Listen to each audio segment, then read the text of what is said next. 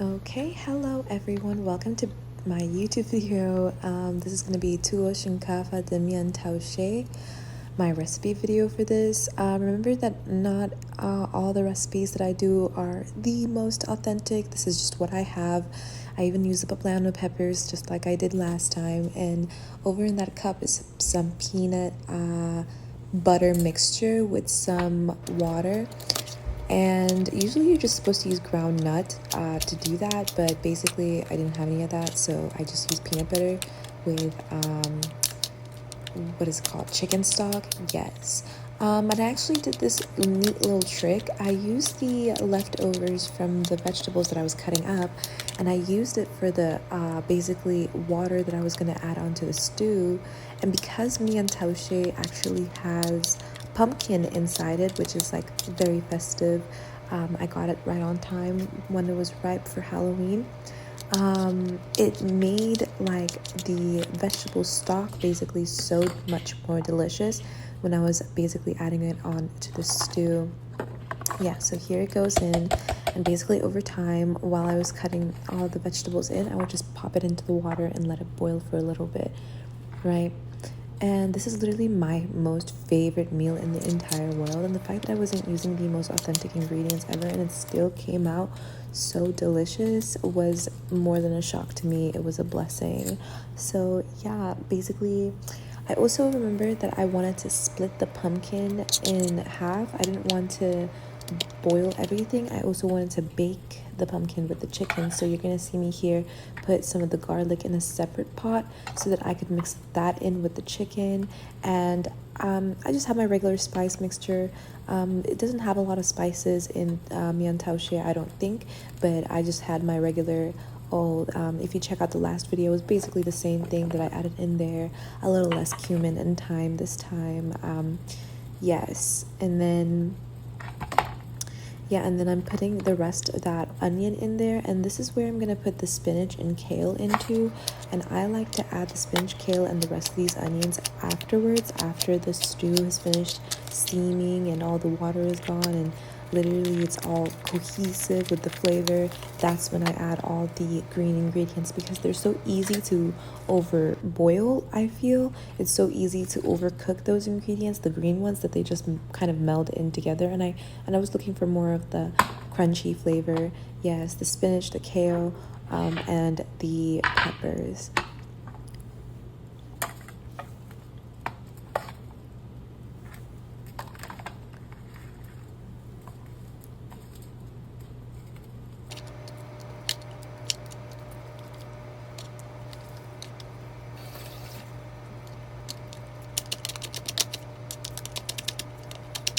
When I was making this meal, I found out that I could use brown rice the same way I was using the white rice, and I actually ate this both with fufu and with brown rice tuwo. And of course, the brown rice took way longer to cook, but I actually really preferred it with the brown rice. I mean, doing the exact same thing, you basically blend the brown rice together, and leave it in there until it's completely soft, and then you keep on mixing it up until it reaches that texture that I'm going to show y'all in the video later on. So I basically take this glass bowl, very oven safe bowl, and I add in there basically like irregular chunks and cuts of my chicken thighs. And I love chicken thighs, that's why I use them. You can use any part of the chicken, you can use any meat you want. I actually would recommend goat meat because that makes it taste the most authentic. But you know, the chicken in this mixture tasted so amazing. It was so savory, so soft when I was eating it, and the flavors really popped out because I baked them. So then I added that and the pumpkin, and you're gonna see me gut out this little cute pumpkin here. And I'm gonna put all the guts inside the boiling water for the vegetable stock as well, and you don't even have to worry about any of it. It literally just boils. You add a little more water, and that's what we're gonna use for the blending in for the stew. So I'm only going to be using, like I said, half of this in order to bake, and then another half of it just to boil directly. So it does take more time for the rest of the pumpkins to finish boiling, but that's how I know that it's ready, is when the pumpkins are completely soft. So I add some of that spice in, I mix it all up, and I put it at the oven at 420 or 500 degrees with some olive oil topped on in there, and that's it. And now what we're gonna work on the rest of the pumpkin that we're gonna add into our right on top of the mixture. I was gonna add it all together, but I decided to add the pumpkin first and then the spinach later. Yeah, that was like the better of the decisions that I've made.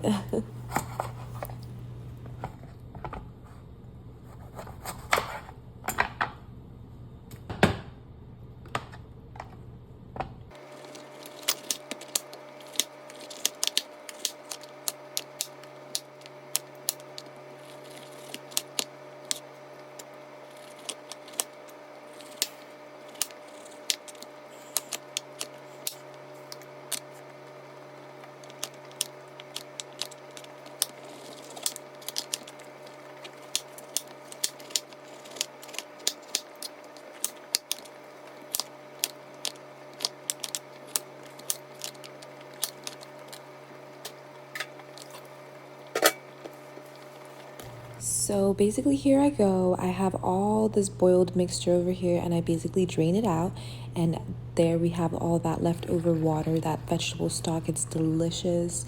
I literally still keep the vegetables in my fridge because or the vegetable stock and everything, because I can still boil them to be able to make the same thing I did before.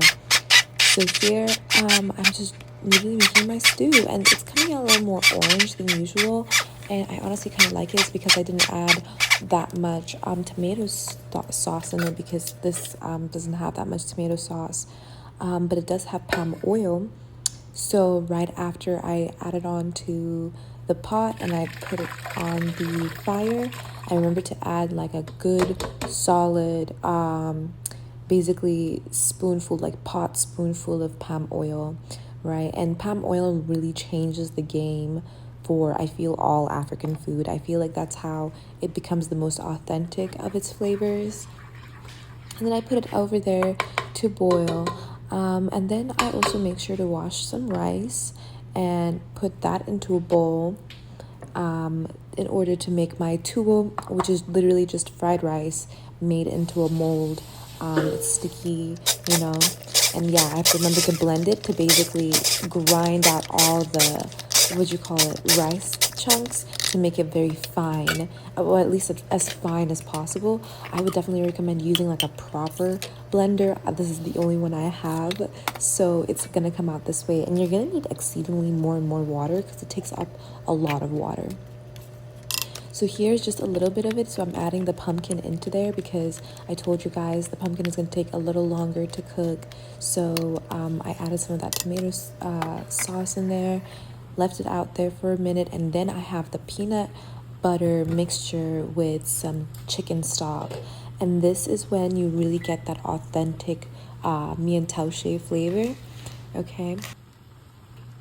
So I take out the chicken and the baked pumpkin, and then I put that all inside the mixture, inside the sauce and the stew. It's delicious. You can see all the flavor coming out. Look at all of that juice at the bottom of that pot, or what is it called again, the little, I forget what it's called again, the bowl. And I just add that all in there, and then I add in the rest of the spices, and then I add, see, all the delicious flavors that is needed inside the Miyan Toushé. I add in there, and you can just tell this was like amazing.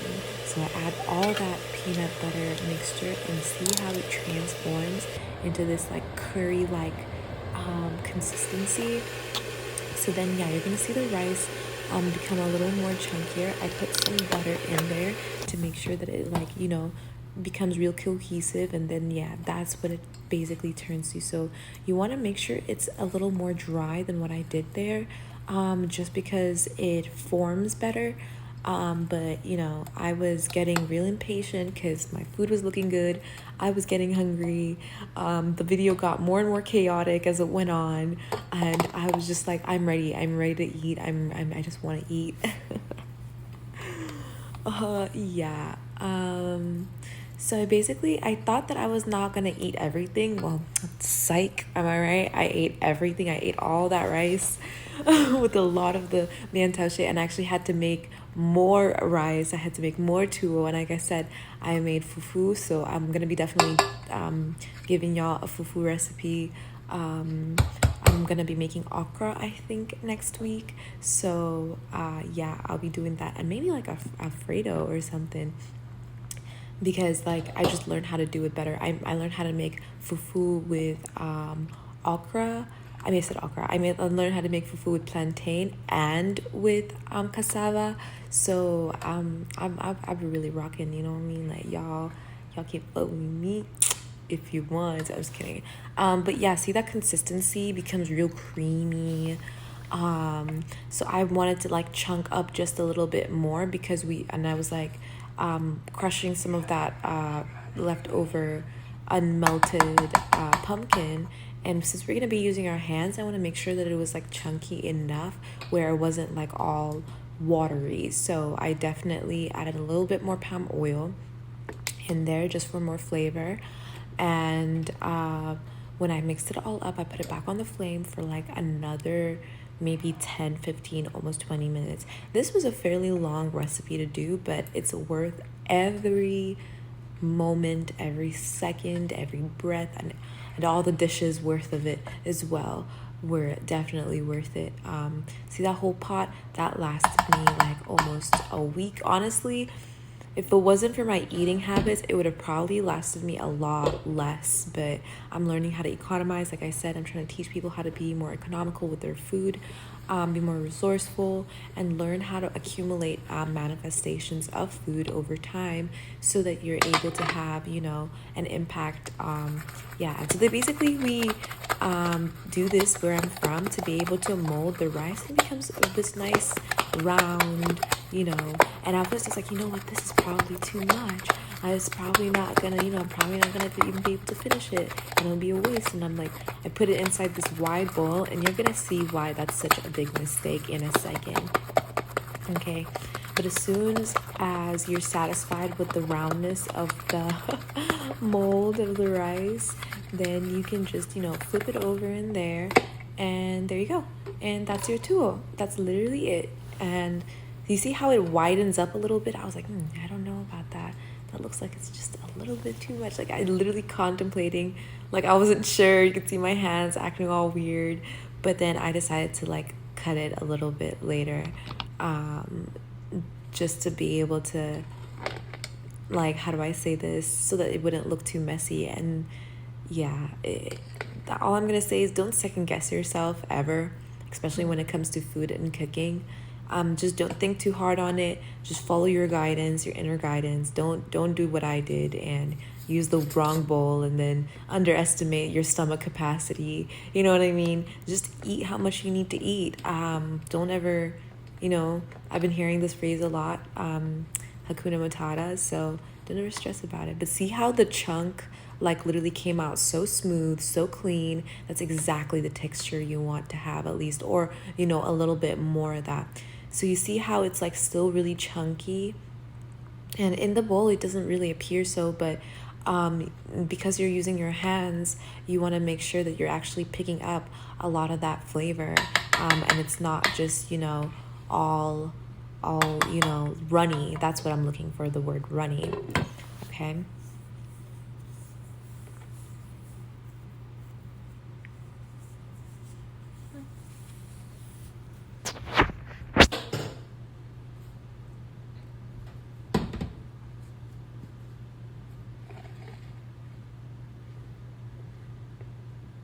So here I literally decided to put it in a whole new bowl, literally. And did I need more tuwo? Absolutely I did. And these are the final results. And I hope you guys enjoy watching this video. I know this is a little more chaotic than usual, but you know, cycles of the moon and whatnot. Okay, I love you. Don't forget to like, share, subscribe. And don't forget to comment if you tried my recipe specifically, or a similar recipe, and let me know how you guys enjoyed it. I'll see you guys on the next video. Bye.